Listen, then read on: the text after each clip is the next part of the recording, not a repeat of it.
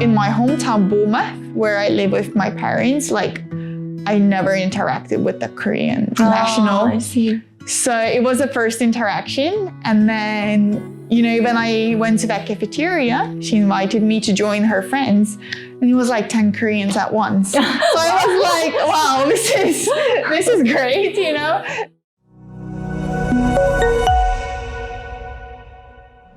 Today's guest is Aiste, a really dear friend of mine, and you're an amazingly ambitious and active woman.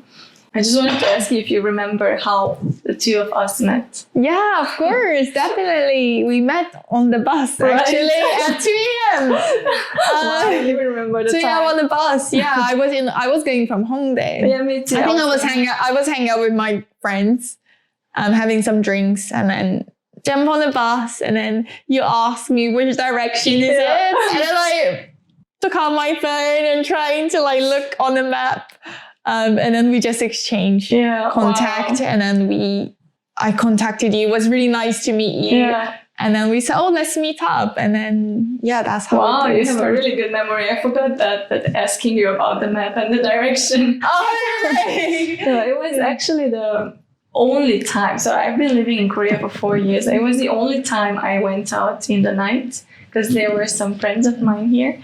And so they wanted to stay, they wanted to party longer. And I was like, okay, now around 2 a.m. I'm going to go home. So I took the bus and I saw you there, sitting there in the bus. And I was like, another foreigner. And I just wanted to talk to you. And maybe I think I used the direction as a question. But I'm happy I did that. Me too. And I think that time me and my friend were debating because my friend took different directions. Like, do you want to take taxi or bus? And I was like, I'll just take the bus. So I'm really glad I didn't take the taxi and I took the bus that time. And I'm happy that you didn't walk because no walkers. But I think Hongdae and Haewa is too far. I couldn't walk that much. Yeah, thank you so much for joining. I'm really, really excited. Today you're going to share your story, how you fell in love with Korea. Yeah. But before we jump into that, maybe the audience is interested about you and who you are. So you're from Lithuania, yes, right? But you lived the majority of your life in England. Yeah, so since middle school I lived in England. So it's been around 11 years now. Yeah, so it's been quite a while. Yeah. I really love your British accent. It's not that British. Don't say that to British people. Yeah, I think you're really talented in languages. Like you speak 3 languages, Lithuanian, English, and Korean. So yeah, that's pretty cool. Oh, thank you, Annie. You too. You speak so many languages too. Yeah, I really love languages. Yeah, but I don't speak any of them perfectly. It's okay. I wish I had your British accent though. I know. Your accent is also really cool. Yeah, I think it's a mixture of like Austrian and English, maybe Hungarian. Yeah. Yeah. So you, how did you like come to know about Korea? Like, where did this whole story start? So I think it started back in the freshman year in my uni. I think it was 2017, September to be exactly. And I just came to university. It's first time about parents, so my parents said goodbye to me. And there was this freshman party near my dorm. And I was like, you know what? I'm going to go for it. And maybe I can meet some cool people there.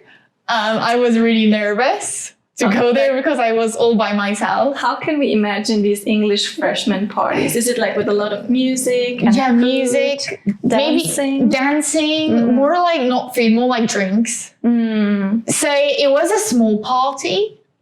So there is a student village in UK. We had these student villages just for one university where all university students live. But there are many villages. So in my student village, there was like kind of a pub. And in that pub, there was like, they made a party. It wasn't like food party. It was like more dancing, standing party with drinks. And people just go there and dance and basically talk to new people because everyone is new. Oh, it's just the first day of university. So you went there and you didn't know anybody? Yeah. Wow. I mean, I went with the housemate. I just met like half an hour ago. Oh, okay, I see. But we just went their separate ways to, and then, I was dancing. I was trying to dance. And then, I don't know, I can't remember if I first spoke or this girl first spoke to me. And, we just spoke a little bit and we just danced together. Like suddenly we just met. And then I think we got like Instagram or some form of contact. And then we were like, we will meet because we live in the same student village. And there is like a canteen place, like cafeteria for all students to eat.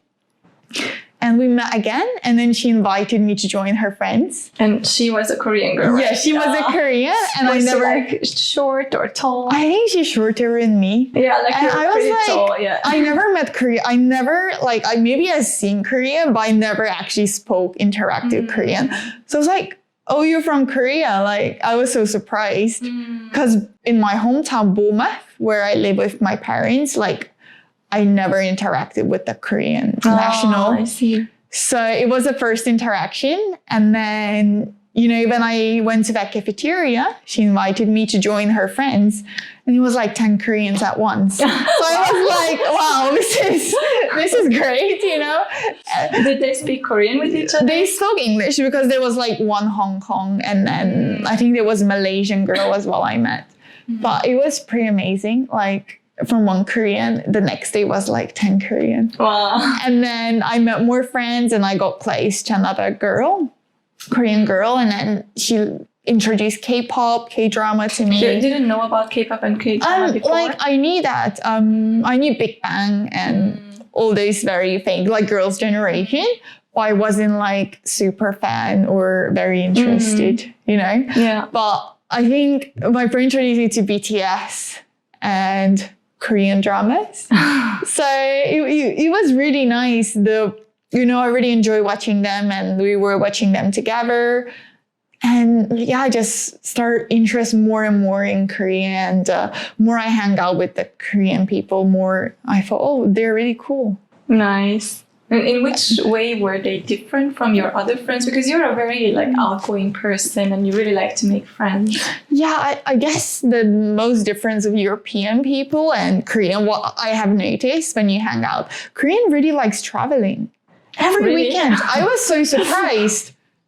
Every weekend I asked, what did you do? Oh, I traveled to this city. Now maybe we're living in different countries. My friends don't really travel. They're just working or studying. Oh, right. I think because they were exchange students. So they have 6 months in UK. Yeah. So I was so amazed. They were traveling every weekend.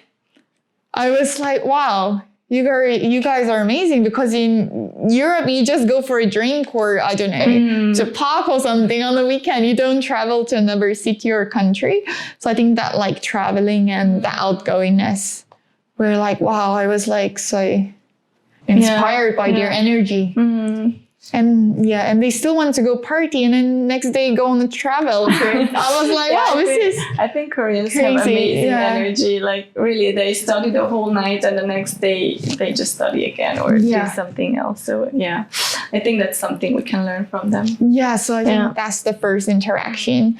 And then I thought these people are really cool. I think for you as well, like because you were born in Lithuania, but then you moved to England at a pretty young age, and then you also lived in Korea for a year, and then you lived in Belgium for a year. So I think you really like to expand your horizons and get to know new people, new cultures. I guess that's the reason why you also learn Korean so fast. Yeah, I think so. And then another point for me was I was never interested going on exchange student. My degree is originally 3 years. In UK, we have 3 years degree. I know in Korea is 4 years. But then we had this like exchange student talk. I was not going to go, but my Malaysian friend actually was like, oh yeah, let's go together. I was like, no, I just want to graduate and work. And then, I was just listening and you can go to all European countries like Erasmus. And then South Korea came out and I said to my friend, I'm going to sign up. I'm going to go. Yeah. In a hint of I just saw South Korea and I was like, I will apply. That's it. I will study for years. So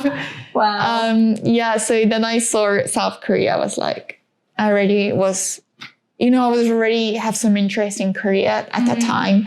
And then I was like, for you, it would be cool if I can get it. You know, you need to apply, you had to write your personal statement. Yeah. So it was like a 1 year's exchange program at Sangyeongwon University. Yeah, University. Yeah, so since then I was writing that personal statement and stuff. I was super inspired. And another interaction was in my hometown where I never saw Koreans before. And then I saw it was a Korean church near my house, like 10 minutes from my house. Wow. And I was like to my friend, British friend, she's also quite international. She was born in Japan. And I was like, you know, let's go to Korean church. You know, I'm really interested in Korea. But you haven't been to church before? Yeah, I have. I've been to university. I see. Yeah, I've been to British church before. But yeah. And then you go to this like Korean church. Was the service in Korean? Everything was in Korean. So I couldn't understand anything. But I was surprised how welcoming everyone was. So you went there, the service was for 1.5 hours and you sit there the whole time and you didn't understand anything? Like at that time I knew some basic Korean already. Wow. But it wasn't very fluent. So I couldn't understand. I can just understand traduction and that's it. But I think the singing part, like I really enjoyed how passionate Koreans are. And after the service, in British church, you just go home after the service.